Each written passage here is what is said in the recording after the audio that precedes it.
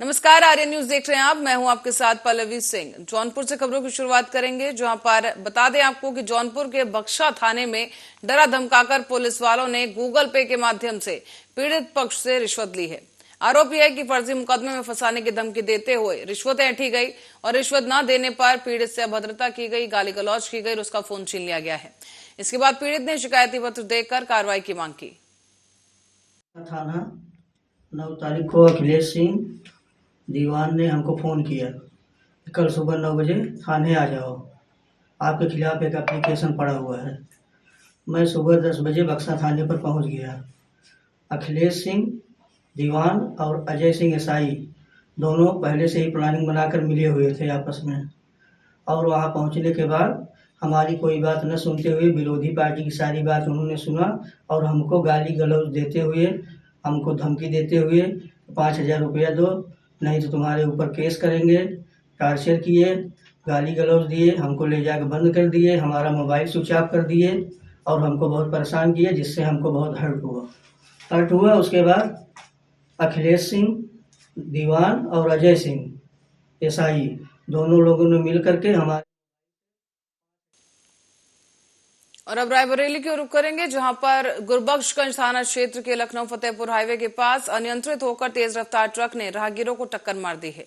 बताया जा रहा है कि इस दौरान एक महिला समेत 3 लोग गंभीर रूप से घायल हुए हैं। सभी घायलों को स्थानीय लोगों ने एम्बुलेंस के जरिए नजदीकी सीएचसी पहुंचाया है, जहां प्राथमिक उपचार करने के बाद डॉक्टरों ने एक महिला और पुरुष को इलाज के लिए जिला अस्पताल भेज दिया और तीसरे की हालत पहले से बेहतर बताई जा रही है।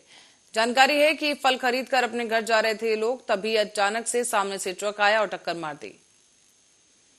3 लोग आए हैं, जिसमें कि एक है सियाराम और एक है परमेश्वरी ने, हाँ प्रेमावती है, एक सियाराम है। इनको काफ़ी चोटें लगी हुई हैं और इनकी जो है फ्रैक्चर भी है, हड्डियां फ्रैक्चर भी हैं, तो इनको जो है जिला अस्पताल रिफर कर दिया गया है। तीसरा मरीज जो है वो है रामकिशन, उनको हाँ। और उमेशपाल हत्याकांड के मुख्य आरोपी असद और गुलाम की पुलिस मुठभेड़ में मौत हो गई है। रायबरेली के शहीद सिपाही की मां और बहन काफी खुश नजर आए। इस घटना के बाद से ही दोनों ने सीएम योगी आदित्यनाथ को धन्यवाद देते हुए कहा कि उन्हें उम्मीद ही नहीं थी कि इतनी जल्दी इंसाफ मिल जाएगा। हालांकि मां बेटी को अभी भी हत्याकांड की साजिशकर्ता माफिया अतीक और अशरफ के खिलाफ सख्त कार्रवाई का इंतजार है।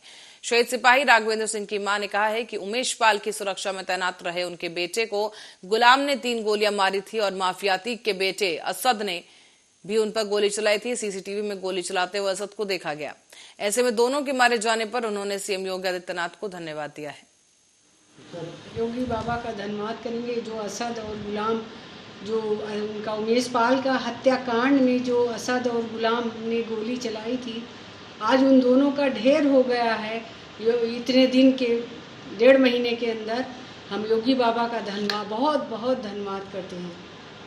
और अतीक और अशरफ जो दोनों लोग इलाहाबाद में उनकी पेशी थी, वो लोग आए थे, उनके लिए भी सख्त कार्रवाई की जाए। जो लोग फरार हैं उनके लिए भी हम योगी बाबा का बहुत बहुत धन्यवाद करेंगे। जो गुलाम थे उन्होंने मेरे भाई पे 3 गोलियां बरसाई थी, और जिन्होंने पूरी साजिश की थी, अशरफ और जो है अतीक ने, इन लोगों ने साजिश की थी। उन लोगों का यही जो परिणाम मिला है, इससे हम बहुत खुश हैं। और आगे भी योगी बाबा से हम विनती करेंगे कि जैसे इन लोगों को दिया अपनी सज़ा, वैसे ही आगे जो फरार है और जो जेल में हैं उनको भी अच्छे से अच्छी सज़ा मिले, ताकि हम लोगों को संतुष्टि हो सके और हमारे मृतक भाई जो कि शहीद हुए हैं उनकी आत्मा। और हापुड़ में आज ग्राम वाझिलपुर में इनकमिंग मशीन पिछले 3 दिनों से बंद होने के कारण विद्युत आपूर्ति ठप हो गई है। परेशान हुए किसान राष्ट्रीय सैनिक संस्था के जो तमाम कार्यकर्ता हैं, वो जिलाध्यक्ष ज्ञानेंद्र त्यागी ने विद्युत घर पर जाकर शिकायत दर्ज कराई है। और आपको बता दें कि तैनात वहां पर जेई अवधेश कुमार को शिकायत सौंपी गई। साथ ही आपको ये बता दें कि शिकायत तो असंतोषजनक अभद्र व्यवहार मिला है। और इसी बीच ज्ञानेंद्र त्यागी ने सभी किसान संगठनों के पदाधिकारियों को फोन करके अवगत कराया। सूचना मिलते ही भारतीय किसान यूनियन के जो लोग हैं वो भी वहां पर पहुंचे, जिन्होंने धरना दिया है। और तस्वीरें आपको हम साथ साथ दिखा रहे हैं, जहां आपको बता दें कि भारतीय किसान यूनियन के टिकैत के जो समर्थक हैं वो यहां पर पहुंचे और ज्ञानेश्वर त्यागी समेत राष्ट्रीय किसान मजदूर संगठन के दिग्गजों ने शहीद स्तंभ पर सांकेतिक धरना दिया है।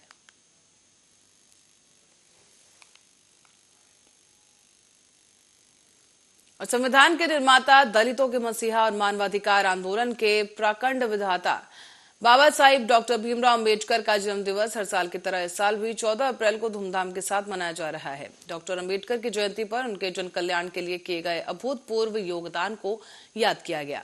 इस पर कई राजनीतिक दलों के जो नेताएं हैं उन्होंने अपनी प्रतिक्रिया दी है और अब सीएम योगी आदित्यनाथ और बीएसपी चीफ मायावती ने भी प्रतिक्रिया दी। बसपा चीफ ने प्रतिक्रिया देते हुए कहा कि उन्हें बाबा साहेब की 39 साल पुरानी बात याद आ गई और साथ ही संसद में अंबेडकर की प्रतिमा को श्रद्धा सुमन अर्पित करने पहुंचे देश के राष्ट्रपति द्रौपदी मुर्मू और प्रधानमंत्री नरेंद्र मोदी और कई दिग्गज नेता। मायावती ने भी बाबा साहेब को याद किया और उनकी प्रतिमा पर पुष्प अर्पित किए।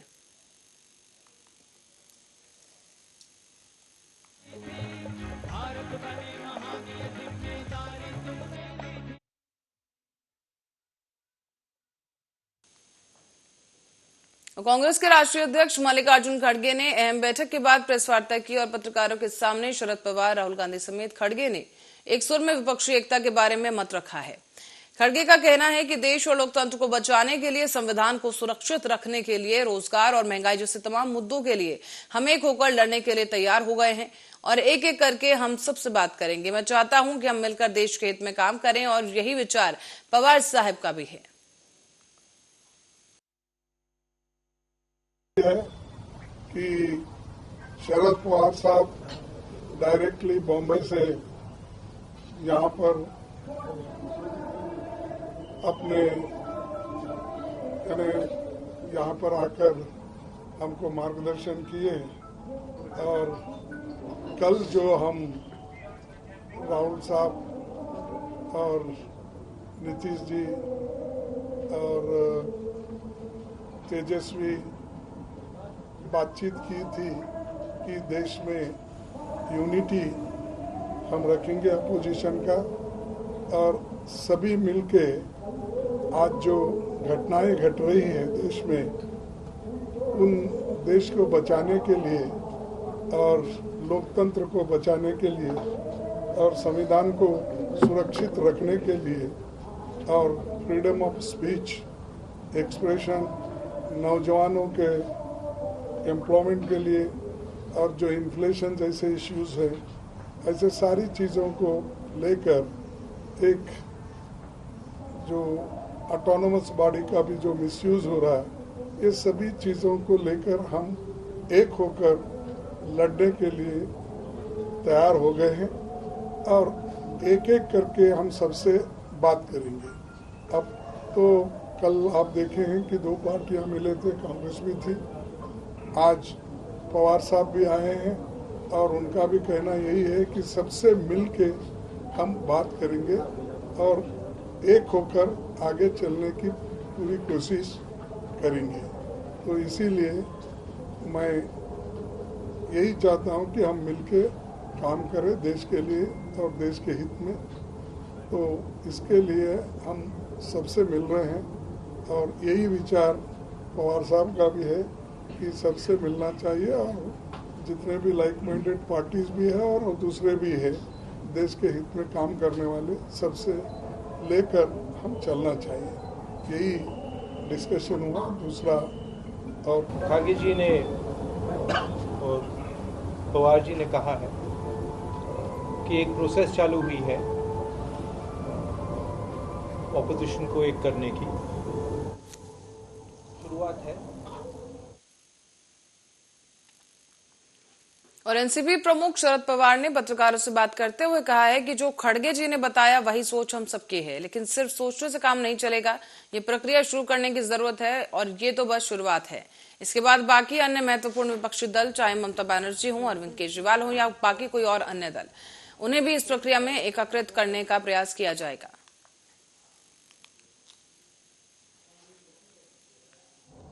साल में होता है वही थिंकिंग हम सब लोगों का है, मगर खाली थिंकिंग रखकर कोई फायदा नहीं।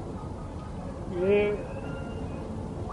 प्रोसेस शुरू करने की आवश्यकता है।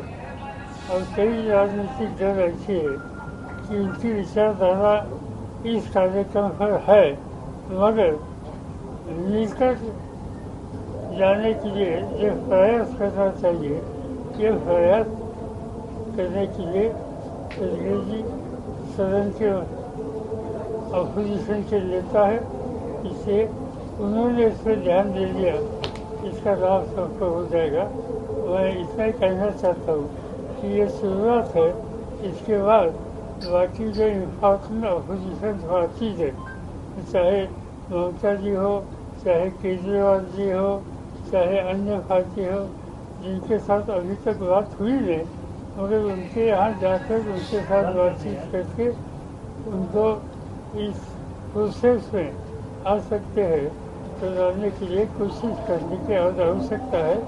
और इसके लिए हमने से कुछ लोगों को जागरूक करके। और गाजियाबाद से खबर है, जहां जीआरपी थाना पुलिस ने 14.5 लाख रुपए के मोबाइल फोन को जब्त किया है। यहाँ आपको बता दें कि ट्रेन में दूर दूर से सफर कर रहे यात्रियों से छीन कर मोबाइल लाए जाते थे। 2 से 3 महीनों में छीने हुए मोबाइलों को जीआरपी पुलिस ने मुरादाबाद जीआरपी पुलिस की मदद से बरामद कर लिया है। यात्रियों के द्वारा थाने पर सूचना दी गई थी, लगातार प्रयास किया जा रहा था। जिनके मोबाइल नंबर उपलब्ध हैं उनको सूचना दी गई और लगभग 32 लोग थाने पहुंचे, जिन्हें जो मोबाइल फोन है चोरी हुए उन्हें वापस सुपुर्द कर दिया गया है और सूचना दे दी जाएगी जो लोग बच गए हैं उन्हें भी कि उनका मोबाइल बरामद किया जा चुका है और उसके बाद उन्हें मोबाइल सौंप दिए जाएंगे। इसके बाद आपको ये भी बता दें कि शिकायत के आधार पर सर्विलांस की मदद से इन सभी फोनों को ट्रेस कर लिया गया है, जिनमें से करीब 74 मोबाइल फोन बरामद किए गए हैं और अभी मोबाइल ट्रेसिंग पर लगे हुए और फोन भी बरामद किए जा रहे हैं। वो मोबाइल्स बरामद किए गए हैं। ये यात्रियों के मोबाइल्स हैं जो गुम हो गए थे पिछले 2-3 महीने में, और जिन्होंने यहाँ पर सूचना दिया, मोबाइल के गुमशुदगी की सूचना दिया था, तो लगातार प्रयास करके जीआरपी मुरादाबाद की टीम ने इनको बरामद किया है और उन लोगों को सूचित किया है कि वो अपने मोबाइल यहाँ से प्राप्त करें। तो लगभग 32 लोग यहाँ पर आए हुए हैं जिनको हम ये मोबाइल देंगे। जो नहीं आ पाए हैं उनको पुनः बुलाया जाएगा और उनको सौंपा जाएगा। ये 74 मोबाइल जिस तरीके से मिले, इन्हें कैसे ढूंढा गया और कहाँ से पुलिस को मिला? इसमें जिनके मोबाइल गुम हुए थे उन्होंने अपने मोबाइल नंबर यहाँ पर दिए थे, तो IMI को रन करा करके सर्विलांस के माध्यम से उनकी लोकेशन ज्ञात करके फिर उनको प्राप्त किया गया है और मिल जाने के बाद में ये 1-2 महीने की बरामदगी है, इनको रखे हैं और लोगों को सूचित करके और उनको दिए जाने का काम। और आगरा में रोजगार मेले में पीएम मोदी ने सरकारी विभागों में भर्ती हुए करीब 71,000 कर्मियों के नियुक्ति पत्र बांटे हैं। आगरा शहर के सूरसदन परीक्षा ग्रहण में सीधा प्रसारण किया गया। साथ ही जनरल वीके सिंह ने 235 अभ्यर्थियों को नियुक्ति पत्र प्रदान कर शुभकामनाएं दी हैं। सुबह से अभ्यर्थियों का तांता लगना वहां शुरू हो गया था और रोजगार मेले का सीधा प्रसारण देखकर अभ्यर्थी भी काफी उत्साहित नजर आए। पीएम ने सभी अभ्यर्थियों को प्रेरित किया और कहा गया कि आज से उनकी नई यात्रा शुरू हो रही है। उन्हें जिस विभाग या पद पर नियुक्ति मिली है वहां काम करते रहें और हर समय सामान्य समय का ध्यान रखें। ऐसा है कि लोगों को पता नहीं था कि रोजगार मिलता भी है, तो एक जरूरी था कि लोगों को दिखाई दे कि रोजगार मिलता है, उनको नियुक्ति पत्र भी मिलता है। और एक ये जो प्रधानमंत्री जी का एक पूरे देश को उनका वायदा था कि 10 लाख सरकारी नौकरियां मिलेंगी, तो दिखना भी चाहिए, नहीं तो आपको कैसे पता चलेगा। तो आज जो रोजगार मेला हुआ है अलग अलग जगह पर आयोजित किया गया, 71,000 से ज्यादा आज नियुक्ति पत्र दिए गए। ये चौथी श्रृंखला थी, इससे पहले 3 बार और हो चुका है और कोशिश सरकार की यही है कि पारदर्शिता के साथ लोगों को नौकरी मिले, सरकार के अंदर वो आए अच्छे। और राष्ट्रवादी कांग्रेस पार्टी प्रदेश अध्यक्ष और विधायक जयंत पाटिल ने बयान दिया है। उन्होंने कहा कि अमेरिका में किसी भी धर्म जाति का बिल्कुल भेदभाव नहीं है ताकि देश तेजी से तरक्की कर सके और इसी तरह हम भारत को आज तक धर्मनिरपेक्ष सोच के साथ आगे बढ़ा रहे हैं। हालांकि अभी भाजपा के कुछ ही प्रमुख नेता इस तरह की स्थिति पेश करने जा रहे हैं, ये तो चिंता की बात है। बीजेपी के ट्विटर पेज पर देवेंद्र फडणवीस की एक तस्वीर और भारत एक हिंदू राष्ट्र था और एक हिंदू राष्ट्र रहेगा वाले ट्वीट पोस्ट किया गया है। पत्रकारों द्वारा पूछे गए सवाल पर जयंत ने जवाब दिया है और क्या कुछ उन्होंने अपनी राय रखी वो आप सुनिए। असं आहे की देशामध्ये जगामध्ये ज्यावेळी धर्माला जास्त महत्त्व दिलं जातं, विशेषतः सगळी मुस्लिम राष्ट्र जी आहे त्यांची फारशी प्रगती झालेली नाही। तुम्ही अमेरिकेसारख्या राष्ट्रात जावा, इंग्लंडसारख्या राष्ट्रात जावा की ज्यामध्ये सर्वांचं स्वागत होतं आणि प्रगती त्या वेगानं होते। आपण असं एक्स्ट्रीमिस्ट आहोत असं जगाला सांगण्याची दाखवण्याची आवश्यकता नाही। हे माहिती आहे की आपण बहुसंख्य हिंदू हे भारतात राहतो आणि भारताच्या सगळ्या व्यवस्थेवर हिंदू धर्मात असणाऱ्या विद्वान लोकांचा वेगळ्या याच्यात मोठा प्रभाव आहे। पण आज आपलेच हिंदू अमेरिकेत जाऊन देखील अनेक मोठमोठ्या कंपन्यांचे सीईओ झालेले आहेत। जगाच्या पाठीवर अनेक ठिकाणी भारतीय और देश में सबसे गर्म शहर की पहचान रखने वाले चंद्रपुर का तापमान 42 डिग्री पहुंच गया है। जानकारों के मुताबिक तापमान में लगातार अभी और बढ़ोतरी होगी और अब तक बारिश और तूफानी हवाएं चलने के कारण तापमान में कमी थी, लेकिन अब जो पारा है वो 48 डिग्री तक जाने का अनुमान लगाया गया। चंद्रपुर जिला या चंद्रपुर शहर तापमान के बारे में हमारे पूरे देश में और पूरी दुनिया में ये प्रसिद्ध है और हर साल यहाँ का तापमान 46 डिग्री या 48 डिग्री तक पहुंचता है। पिछले साल सबसे ज्यादा 30 दिन तक हमारे चंद्रपुर में हीट वेव्स पाई गई थी, मगर इस साल आकाश में बादल छाने की वजह से यहाँ पिछले एक महीने से यहाँ टेम्परेचर नहीं बढ़ा है। मगर जैसे ही यानी स्पेस या क्लियर हो गया हमारा आकाश, तो यहाँ पे फिर से टेम्परेचर बढ़ा और कल का जो तापमान चंद्रपुर का था 41.8 डिग्री यानी 42 के करीब टेम्परेचर था और ये टेम्परेचर आगे जाके बढ़ने की आशंका हवामान विभाग ने व्यक्त की है। तो नागरिकों ने बढ़ते तापमान के कारण की वजह से सावधानी बरतनी चाहिए। और मुंबई से सटे पालघर जिले में विरार इलाके में अंबेडकर जयंती की रैली निकालने के दौरान एक हादसा हो गया है। इस बीच आपको बता दें कि रैली के दौरान बिजली का करंट लगने से 2 लोगों की मौत और 5 लोग घायल बताए गए हैं। विरार से मनवेलपाड़ा में ये रैली निकाली जा रही थी और कारगिल इलाके के बीच ये रैली निकाली गई थी। जब पहुंची ये रैली तो उस दौरान रैली खत्म कर घर लौट रहे ये लोग हादसे का शिकार हुए। जानकारी के मुताबिक शुक्रवार को देश भर में बाबा साहेब की जयंती मनाई जा रही है और महाराष्ट्र के पालघर में जयंती जो है वो पूर्व संध्या गुरुवार को मनाई गई, जहां पर रैली का आयोजन किया गया था और रैली में भारी संख्या में लोग मौजूद थे। रैली सही सलामत रात 10:30 बजे अपने गंतव्य पर पहुंची और संपन्न हुई, लेकिन इसी दौरान करंट लगने से 2 लोगों की मौत हो गई और 5 लोग झुलस गए हैं।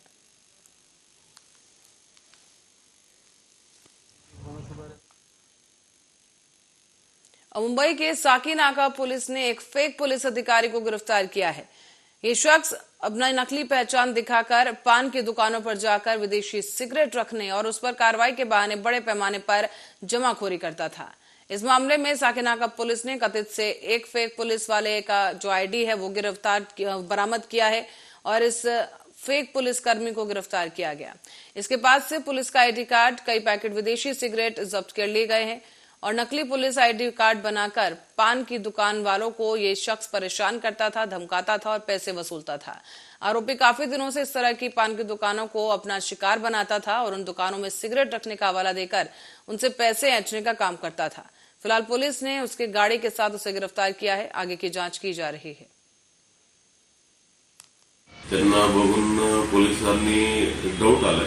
डाऊट आऊन जवळ जाऊन त्यांना विचारलेलं आहे, म्हणजे पोलिसांचं वर्दी घातलं होतं आणि त्यांच्याकडे एक बाईक होत्या आणि त्याच्याकडे एक हेल्मेट होत्या ट्रॅफिक पोलिसांसारखा आणि हे माणसांना कधी या एरियामध्ये पाहिलं नाही म्हणून त्यांना विचारलेलं आहे तुम्ही कोण आहेत म्हणून। त्यांनी सुरुवातीला कुठेतरी पोलीस स्टेशनला पोस्टिंग आहे, नंतर सीआयडी मध्ये पोस्टिंग आहे असं त्यांनी सांगितलं होतं। नंतर त्याची व्हिडिओ आयडी कार्ड विचारलं की त्यांनी एक घाटकोपर पोलीस स्टेशनचं आयडी कार्ड दाखवलंय. असं साधारणतः मुंबई पोलिसांमध्ये मुंबई पोलीस आयुक्तालयाकडनं आयडी कार्ड असते. त्यांनी अशी प्रकारचे आयडी कार्ड दाखवल्यामुळे आम्हाला डाऊट आलाय आणि त्यांना पोलीस स्टेशनला आणून आणखी तपास केला की त्यांनी त्या पोलीस फेक पोलीस म्हणून माहिती पडला. त्यांच्याकडनं इंट्रागेशनमध्ये ही सापडलं की म्हणजे कोणत्याही दुकानामध्ये जाऊन एक सिगरेट. और इस खबर के साथ ही बुलेटिन में फिलहाल के लिए इतना ही. खबरों का सिलसिला जारी है, देखते रहिए आर्य न्यूज.